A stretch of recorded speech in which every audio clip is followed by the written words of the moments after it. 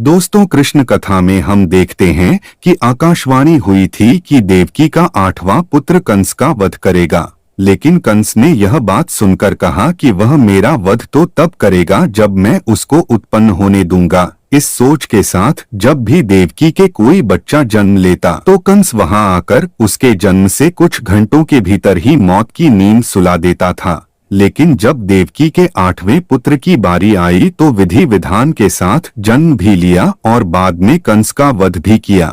ऐसा इसलिए हुआ क्योंकि कंस की मृत्यु की भविष्यवाणी हो चुकी थी। साथ ही कंस के जन्म से ही लिख दिया गया था कि उसकी मृत्यु कैसे होगी और किसके हाथों होगी। यही नहीं दोस्तों, इस संसार में जो भी मनुष्य जन्म लेता है उसके बारे में भविष्य पहले से ही लिख दिया जाता है। मनुष्य का जन्म कैसे होगा, कौन सी जगह होगा और उसके जीवन में कौन कौन सी परेशानियां आएंगी, यह सब विधि का विधान है और इसे चाह कर भी नहीं बदला जा सकता। इसके साथ ही आपको यह बता दें कि कई ऐसे पौराणिक शास्त्र एवं ग्रंथ मौजूद हैं जिनमें कई महापुरुषों के भाग्य पहले से ही लिखे होने के प्रमाण मिलते हैं। जैसे हम रामायण में देखते हैं कि यह पहले से ही तय था कि भगवान श्री राम को 14 सालों का वनवास मिलेगा, अर्थात इसके पीछे का कारण भगवान श्री राम के हाथों रावण का वध होना था। इससे आप ही सोचो कि अगर माता कैकेयी मंथरा के बहकावे में ना आती, ना ही श्री राम को माता सीता के साथ वनवास के लिए जाना पड़ता,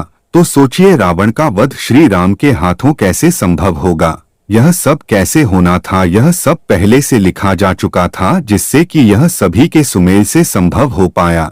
इसी तरह हर एक प्राणी का भाग्य लिखा जा चुका है। हम सब नाटक के छोटे से पात्र हैं जिनका किसी न किसी उद्देश्य के चलते इस संसार में जन्म हुआ है। लेकिन यह बात भी गलत नहीं है कि आपकी किस्मत आपके कर्मों पर आधारित है। वह कहावत तो आपने सुनी ही होगी कि जैसा बोओगे वैसा पाओगे। अगर आप अच्छे और पुण्य के काम करते हैं तो आपके साथ सदैव अच्छा ही होगा।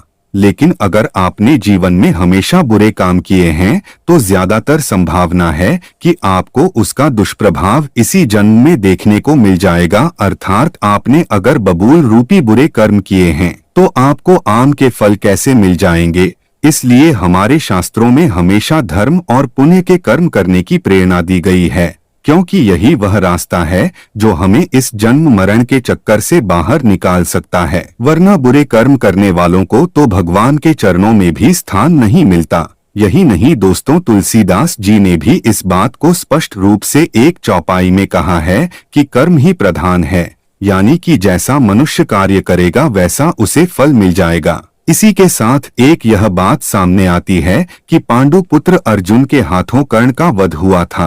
अर्जुन ने कहा कि माधव, मेरे हाथ कांप रहे थे और ये क्या, आपने मेरे अपने ही श्रेष्ठ का वध मेरे हाथों लिख दिया, ये कैसा भाग्य है। तो इस पे श्री कृष्ण ने कहा, हे पांडु पुत्र, मैं कौन होता हूँ किसी मनुष्य को प्रारब्ध देने वाला। ये तो करनी का फल है। जिस तरह उसने जीवन में कर्म किए उसे उसके फलस्वरूप परिणाम मिल गया। और हाँ, जीवन में किस स्तर पर फूल मिलेंगे या कांटे यह मनुष्य खुद कर्मों के द्वारा तय करता है। श्री कृष्ण ने कहा, तुमने अधर्म के विरोध में स्वर उठाया और धर्म का रास्ता चुना, जबकि कर्ण ने अधर्म का रास्ता। तो ऐसे में मैं क्या कर सकता था। लेकिन फिर भी मैंने उन्हें कई विकल्प दिए, परंतु उसने हर बार दुर्योधन और उसकी मित्रता को आवश्यक समझा। भागवत गीता के इस अध्याय में हमें यह सीखने को मिलता है कि भगवान हमें कुछ अवसर जरूर देता है, जिससे कि हम अपने किए गए बुरे कर्मों का पश्चाताप करके सही राह पर आ सकते हैं। अंत में यही कहना चाहूँगा कि अवश्य ही हमारा भविष्य लिखा जा चुका है, लेकिन कर्मों के आधार पर ही हमें फल मिलता है।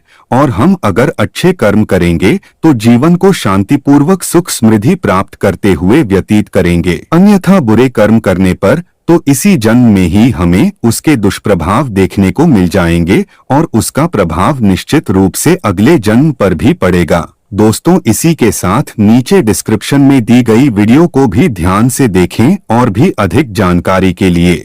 आज के लिए इतना ही। मिलते हैं ऐसी ही एक और नई वीडियो में। तब तक के लिए नमस्कार, धन्यवाद।